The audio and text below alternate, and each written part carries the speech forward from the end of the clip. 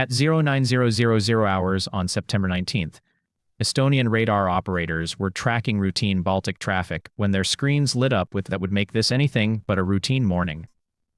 3 Russian MiG-31s turned south and crossed into Estonian airspace near Vandaloo Island. Transponders off, radio silent.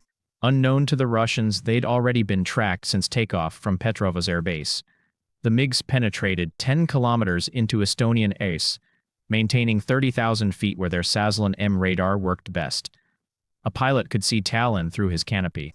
400,000 Estonians starting their morning, completely unaware that 3 aircraft worth ₹500 million were testing whether NATO's Article 5 was real or just paper promises. The Russians started circling, probably waiting for Estonian fighters to scramble, so they could claim they were intercepted aggressively for propaganda videos. They had no idea that 2 American F-35s, part of the standing U.S. Air Force squadron based at Spangdahlem in Germany and temporarily deployed to Estonia as part of NATO's Baltic air policing mission, were already hunting them. The American pilots didn't even turn on their radar at first. Their distributed aperture system, 6 infrared cameras, 360-degree coverage mounted around the airframe, had already found the MiG's twin Soloviev engines burning at 1,200 degrees Celsius through their $400,000 Tarsier helmet-mounted displays. The American pilots could literally look through the F-35's floor and see the Russians above, tracking them by heat, while remaining completely invisible to any Russian detection equipment. The F-35 Lightning II, America's most advanced 5th-generation stealth fighter, had a radar cross-section of just 0.005 square meters, about the size of a golf ball. The MiG-31's radar, designed in the Soviet era to find B-52s the size of warehouses, was trying to spot something smaller than a seagull that happened at $80 million and represented decades of American aerospace engineering advancement. Meanwhile, NATO's integrated air defense system was already coordinating the trap across the entire region. Finnish F-18 pushed from the east, deliberately staying visible on Russian radar to herd the intruders west. Swedish Gripens waited silently over the Baltic, radars off, getting position updates through Link 16 data link, 128 time slots per second, creating one unified picture across all NATO forces. The Estonian controllers vectored everyone without saying a word over radio, communicating instead through encrypted digital channels that the Russians couldn't intercept or jam. It was a digital hive mind versus 3 Russians using encrypted UASFEF voice commands like it was still the Cold War. The technological and tactical disparity was almost incomprehensible to those watching from NATO command centers. The American F-35s climbed through 25,000 feet using what pilots call cold intercept, relying entirely on passive sensors with no radar emissions whatsoever. Their AN/ASQ-239 Barracuda electronic warfare system was tracking the MiGs by their own radar emissions. Every time that Sazlan M swept past, it told the F-35s exactly where the Russians were, what mode they were operating in, even which direction they were looking. The system recorded and analyzed every pulse, building a complete picture of Russian intentions without revealing American presence. The MiG pilots kept checking their 6 o'clock position with that instinctive, over-the-shoulder glance that fighter pilots have done since World War I, a gesture as old as aerial combat itself, yet utterly useless against an opponent operating from a completely different technological era. At 09912, the lead American pilot finally made radio contact on guard frequency, the international emergency channel monitored by all aircraft. His call was professional but firm. Russian aircraft, you are in NATO airspace. Turn east immediately. The MiG pilot deflected by saying, "We are currently on a scheduled flight," proving he heard and understood the warning but demonstrating that cultural and political factors would prevent compliance. In Russian military culture, following NATO instructions would mean admitting violation and losing face before Moscow. They kept circling, kept flying, pretending they owned Estonian airspace, while their SPO-15 receivers started beeping more than a McDonald's kitchen during lunch rush. Those receivers could tell something was out there, something lethal and invisible, but not what or where. Random electronic noise that seemed to come from everywhere and nowhere, creating a symphony of threat warnings that made no tactical sense to pilots trained on Cold War doctrines. The American pilots settled into the MiG-31's blind spots directly above, where their mechanical radar couldn't see without the Russians rolling their entire aircraft, exposing their bellies and losing altitude advantage. 2 F-35s tracking 3 MiGs, who didn't even know they were being hunted. The technological gap wasn't measured in years but in decades. The F-35 represented the culmination of 20 years of American fighter development, while the MiG-31, though still formidable, traced its lineage to designs from the 1970s. Time had come to show these Soviet relics what happens when you detonate equipment that was advanced when VHS tapes were cutting edge and personal computers filled entire rooms. The lead MiG pilot tried the oldest trick in the fighter pilot handbook, a sudden dive to low altitude, attempting to hide in surface clutter where radar returns bounce off waves and confuse targeting computers. The American F-35 pilot didn't even change altitude. His AN/APG radar uses advanced Doppler processing that can separate a 500-knot fighter from 20-knot seagulls by velocity alone, a capability developed through billions of dollars in research and development. The MiG was burning fuel in a useless descent while the F-35's computer adjusted the firing solution in real time, following him down like a patient predator who understands his prey has nowhere to go. Every maneuver the Russian pilot attempted was anticipated and countered by systems that processed information faster than human thought. Realizing the dive wasn't working, the Russian pulled up hard, twin engines in full afterburner climbing for 40,000 feet, where the MiG-31 was designed to excel. At that altitude, thinner air means less drag and the Foxhound could theoretically hit Mach 2.83, fast enough to outrun a NATO fighter built before the 21st century. Except speed doesn't help when your hunter is invisible and your engines are screaming your position to every infrared sensor within 200 kilometers. The F-35's distributed aperture system watched the MiGs climb, their engines glowing even brighter against the cold stratosphere, like a giant neon sign saying, "We're right here. Come find us if you can." Though of course the Russians already were being tracked with perfect precision by the Americans. Inside the MiG cockpits, confusion was turning to concern as their systems continued their electronic seizures. The American F-35s were using their AN/AU-239 electronic warfare suite to inject false targets into the Russian radar, a capability that made the MiGs' situation exponentially worse. One moment the threat display showed 12 contacts, then 4, then none, then 20. The Barracuda was able to do this by recording the incoming radar pulse and then transmitting it back with slight delays and frequency shifts that made it appear like multiple aircraft at different ranges and speeds, essentially creating ghost copies of the F-35s that looked completely real to the Russian radar system, a tactic that Soviet-era designers had never anticipated. The psychological effect on pilots who rely on their threat warning systems cannot be overstated. When your equipment stops making sense, fear begins to replace confidence. That's when the Swedish Gripens announced themselves with dramatic effect. They'd been lurking 80 kilometers away, radars cold and silent, getting targeting data fed from the American F-35s through Link 16, that secure, frequency-hopping digital network that connected every NATO asset in the region. When they suddenly lit up their pulse Doppler radars at maximum power, the MiGs' threat receivers went from confused chirping to full panic. 2 new contacts bearing 180 degrees, closing fast. The Russians had thought they were dealing with 2 invisible Italians, or in this case, 2 invisible Americans, but now Swedes were boxing them in from the south with modern fighters that, while not stealth, possessed formidable capabilities and tactics honed through decades of NATO training. The Finns still pushed from the east with their F-18 Super Hornets, vintage platforms that nonetheless remained lethal in competent hands. And those American F-35s were somewhere but nowhere, completely undetectable yet omniscient through their sensor fusion systems that integrated information from multiple sources into a single, crystal-clear tactical picture. The tactical situation had become what NATO calls a honey trap, a carefully orchestrated maneuver where visible threats force an enemy toward invisible ones.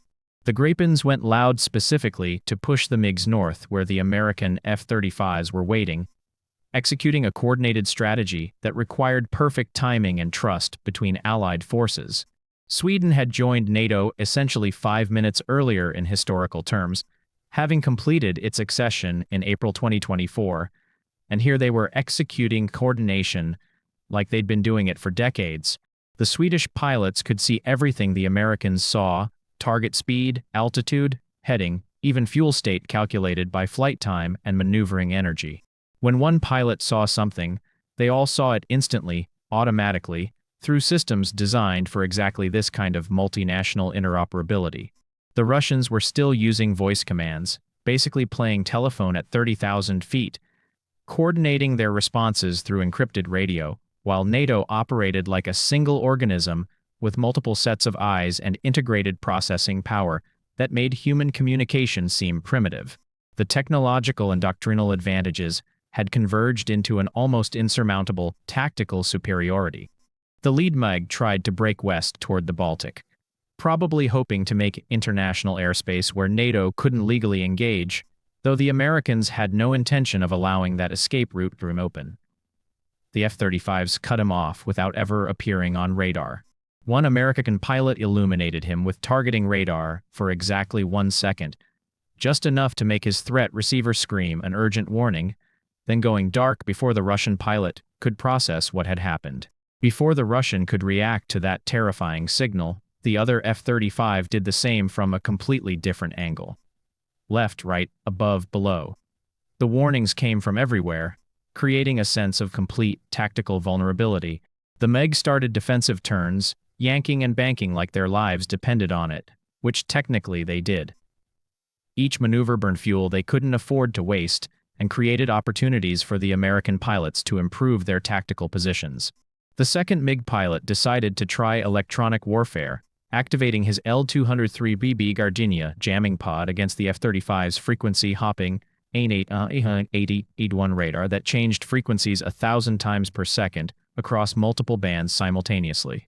It was like trying to silence an irate Karen by whispering futile, ineffective, and only highlighting the desperation of the situation. The American pilot probably didn't even notice the jamming attempt.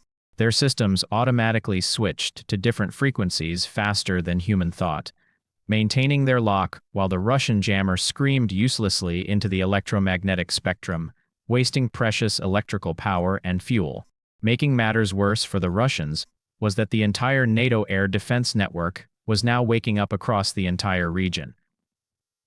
Polish F-16s were already airborne from Malbork Air Base in Poland, climbing to altitude and racing toward the engagement area. German Typhoons were launching from Lage Air Base in Germany, their pilots eager to participate in what would become an unprecedented display of NATO air power.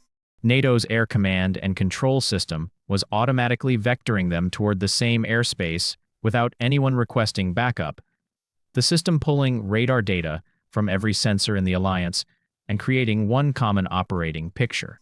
It then told each aircraft exactly where to fly for maximum effect, a capability that had no peer anywhere in the world. The MiG pilots had no idea they were about to be surrounded by half of NATO's air force. They probably still thought this was just about Estonia, a relatively contained incident with perhaps 2 or 3 fighters.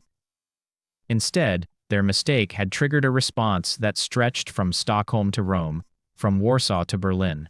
Everyone eager to remind Russia why the Baltic Sea was NATO's lake and why challenging the alliance was strategically suicidal. The lead MiG pilot made one last attempt at aggression, turning toward Tallinn like he was going to overfly the capital city.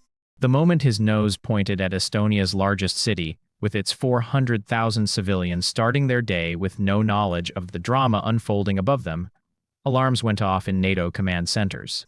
An armed Russian fighter heading toward a NATO capital, however briefly or tentatively, changed this from provocation to potential Article 5 of it. The F-35s moved to intercept, but not how the Russians expected.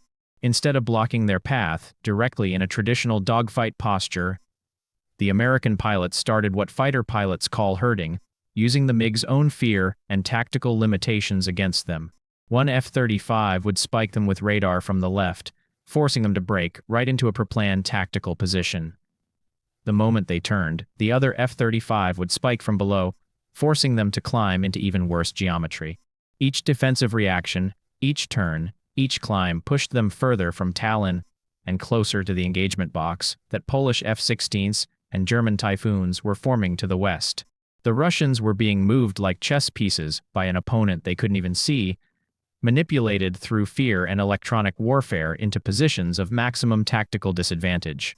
The precision and coordination of this maneuver demonstrated years of NATO training and doctrine, the kind of professionalism that comes from spending billions of dollars on military readiness. The MiG's fuel situation was becoming critical as the minutes ticked by.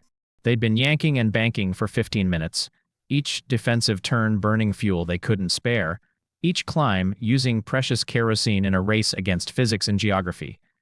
Tallinn was 400 kilometers away, but distance mattered less than fuel remaining.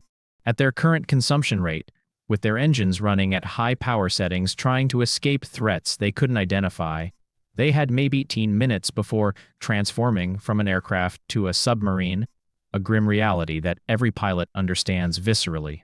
The smart move would be requesting a vector to the nearest airfield, maybe Turku in Finland or even back to Estonia proper. But that would mean admitting defeat, asking NATO for help after violating their airspace, after being hunted like prey. In Russian military culture, there was nothing worse than admitting such failure before Moscow, before the political leadership that had ordered this provocative mission. Pride, national prestige, and military tradition all demanded continuing the fight even as fuel gauges crept toward empty. So they kept maneuvering, kept burning fuel, kept pretending they were in control while their options evaporated like jet fuel in an afterburner, a dangerous game that pilots play when pride overwhelms prudence.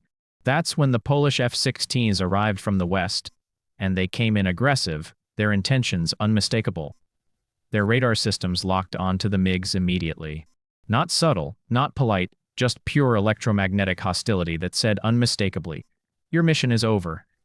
The F-16s and APGG-8 and the F-35 systems, but they were more than enough to paint 3 exhausted MiGs running low on fuel, aircraft that had been maneuvering intensely for over 20 minutes.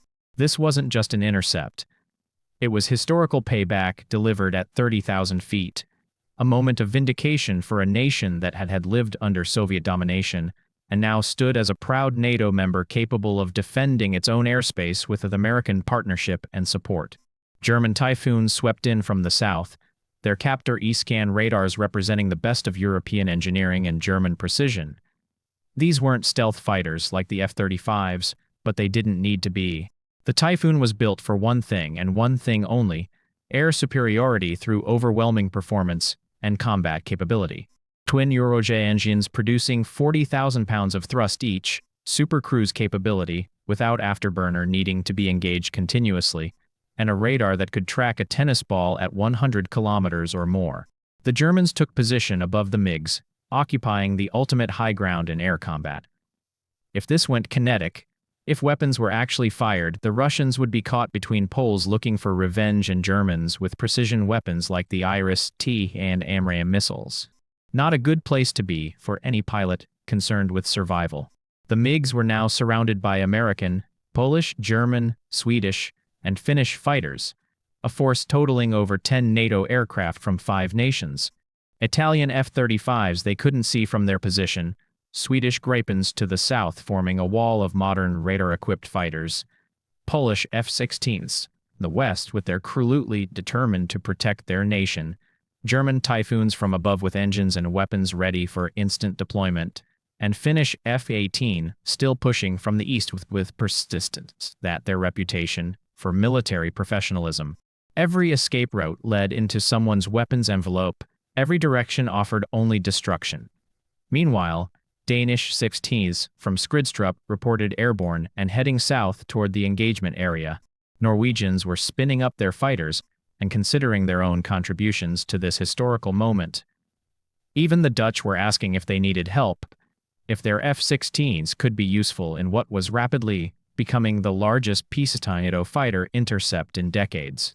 NATO was responding like someone had kicked over an anthill, though with far more organization and precision than ants could manage. Fighters launching from every base within 500 miles, all converging on 3 Russian jets who were rapidly running out of fuel, options, and dignity. The absolute dominance being displayed wasn't due to aggression or provocation by NATO, was a textbook response to clear Russian violation of sovereign airspace. The MiG pilots were realizing fast. This fight was turning into an all-you-can-eat Russian buffet. And they were the fresh tray of crab legs being wheeled out for consumption by an entire NATO alliance that had mobilized with frightening speed and coordination. The lead American F-35 pilot was done playing diplomatic games. He switched his radar from search mode to single target track, painting the lead MiG with enough electromagnetic energy to cook a turkey at 30 kilometers. The targeting radar wasn't casual or exploratory. It was aggressive, purposeful, and designed to communicate a message that transcended language barriers. Inside the Russian cockpit, the threat warning system went from concerned chirping to the continuous tone every fighter pilot has nightmares about, the tone that haunts their dreams and makes their hands shake in simulators. It's the sound that means an advanced radar has locked you up with hostile intent, calculated your exact position, velocity, and acceleration, and is feeding that data to missiles that fly at Mach 4 or faster. The American held the lock for exactly 5 seconds, long enough for the Russian pilot to contemplate his life choices and the decisions that led him to this moment of maximum vulnerability, not long enough to legally justify pulling the trigger, or to give the Russian any reasonable claim of self-defense.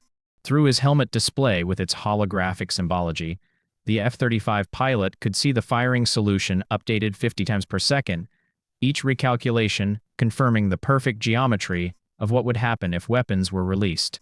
A dotted line showed the IM-120-20D's calculated flight path, the arc that a missile would follow to reach its target. Impact marked with a red X where the MiG's cockpit currently existed, where the Russian pilot was sitting with his threat receiver screaming. Probability of hit 97%. Remaining 3% was a rounding error, the mathematical equivalent of margin for error that existed primarily in equations rather than in reality. The AIM-120D AMRAAM is what fighter pilots call a mad dog, and the description is apt. Once it goes active, it doesn't care about chaff, flares, or prayers to Russian Orthodox icons. It has its own radar in the nose that activates in the terminal phase, hunting targets autonomously as it streaks toward its prey. Even if the MiG pilot deployed every countermeasure in his arsenal, and Soviet doctrine loved countermeasures, preferred them even, the missile would analyze each one, determine it wasn't an 81 1,000-pound aircraft, and continue hunting with the focus of a predator that brooks no distractions. Modern missiles don't get confused by deception, they get focused like a tracking dog that flies at Mach 4 and explodes with kinetic energy that leaves nothing identifiable.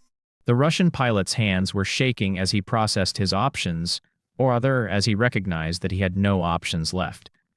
His SPO-15 threat receiver was showing multiple lock indications across its display.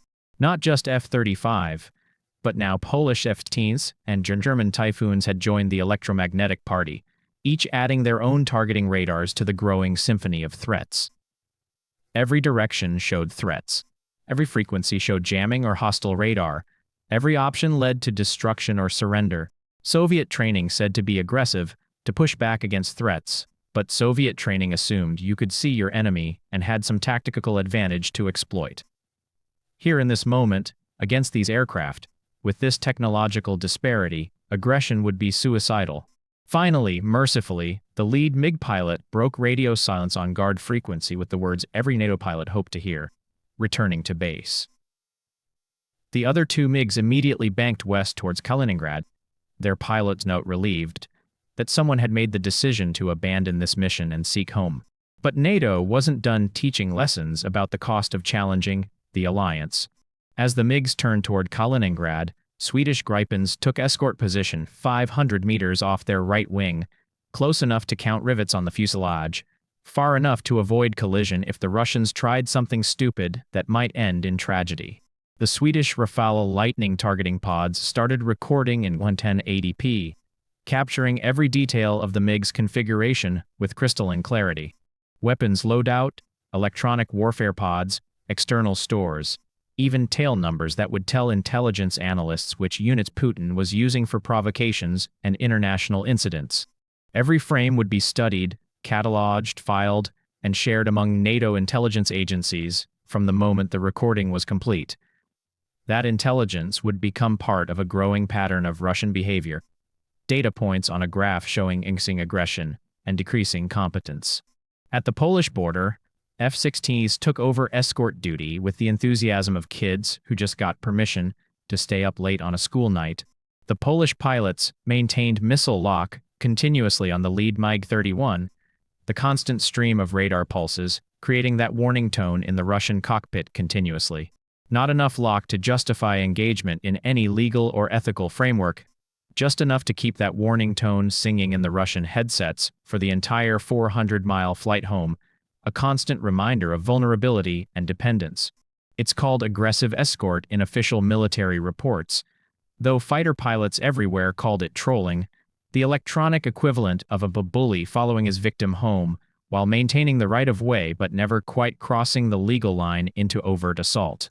Link 16 data link made the handoff seamless between nations, the network never dropping the thread of information even as fighter squadrons changed. Swedish computers talked to Polish computers at 57 kilobits per second, sharing everything from target position to fuel state estimates calculated by the system's artificial intelligence. German Typhoons took high cover above the formation, ready to respond instantaneously if the Russians tried anything desperate or unexpected. Danish F-16s established a barrier cap to the north, making sure that the MiGs didn't try to violate Swedish airspace on their way home, creating a corridor that funneled them back toward Russian territory, like sheep being guided by highly trained border collies. It was international cooperation at its finest, everybody working together, perfect coordination, and unified purpose to humiliate Russia and demonstrate the futility of challenging NATO. The coordination was so seamless, so perfect, that it seemed rehearsed, though in reality it was the product of decades of training, billions of dollars in equipment, and the complete technological dominance of Western air forces over their Russian counterparts. The MiG's fuel situation was now critical. Approaching emergency status, pilots must make difficult decisions about where they can actually reach. The lead aircraft showed 2,000 pounds remaining on its fuel gauge, enough for maybe 30 minutes their current consumption rate, enough to reach Kaliningrad if everything went perfectly and weather remained clear. Kaliningrad was still 200 kilometers away, just within reach, but offering no margin for error. If they had to go around due to weather, if they had to deviate for traffic or emergency situations, if they had to climb to avoid terrain, they'd be swimming in the Baltic Sea, ejecting over water with rescue uncertain. The Russian pilots had to reduce speed to maximum range cruise settings, flying at just 420 knots, engines barely of idle power, flying like airliners instead of interceptors, stripping away all pretense of combat capability and revealing their complete vulnerability. The Polish F-16s had to keep hitting their speed brakes to stay in formation with the MiGs. The American-built fighters capable of cruising at speeds far exceeding what the Russians could achieve without flaming out their engines.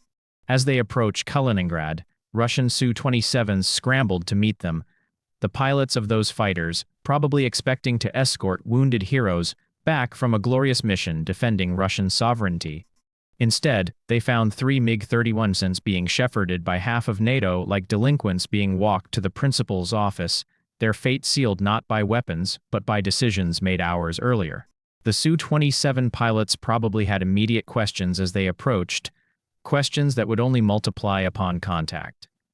Why were Polish F-16s so close to the Russian aircraft?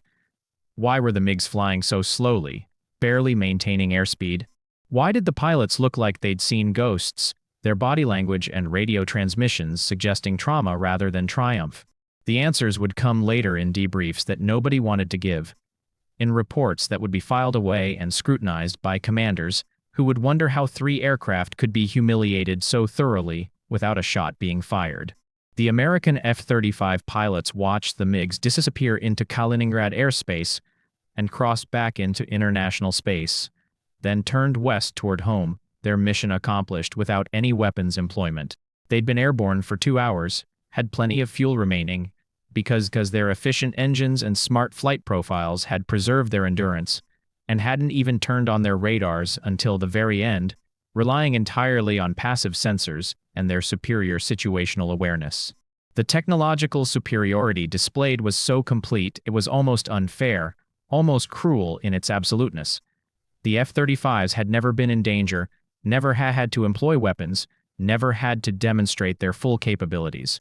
Simply being present, simply existing as a threat, had been enough to change Russian behavior and prevent escalation into something kinetic. This encounter demonstrated clearly that the Baltic remains NATO territory, secured and defended by an alliance so powerful that Russia could not hope to challenge it without suffering consequences far exceeding any potential gain. Russia had just proved they couldn't even visit the airspace without permission, without supervision from NATO pilots, and without requiring an escort home that was simultaneously protective and deeply humiliating. The message was clear. The days of Soviet dominance in Eastern Europe were long gone, replaced by a NATO alliance that was stronger, more capable, better trained, and far more technologically advanced than anything Russia could field. The MiG-31s had turned south thinking they would test NATO's resolve and commitment. Instead, they'd confirmed everything the alliance already knew about its overwhelming superiority and Russia's declining military capabilities relative to the West. As the sun set over the Baltic Sea that day, NATO pilots returned to their bases across the region. Another successful intercept added to the growing catalog of Russian provocations turned into demonstrations of Western capability. The message sent was unmistakable. Try again at your own risk, and be prepared for consequences that will only grow more severe as the pattern continues. Russia had challenged NATO, and NATO had responded with the overwhelming force of a united alliance. It would never back down from defending its members and maintaining the security of Europe.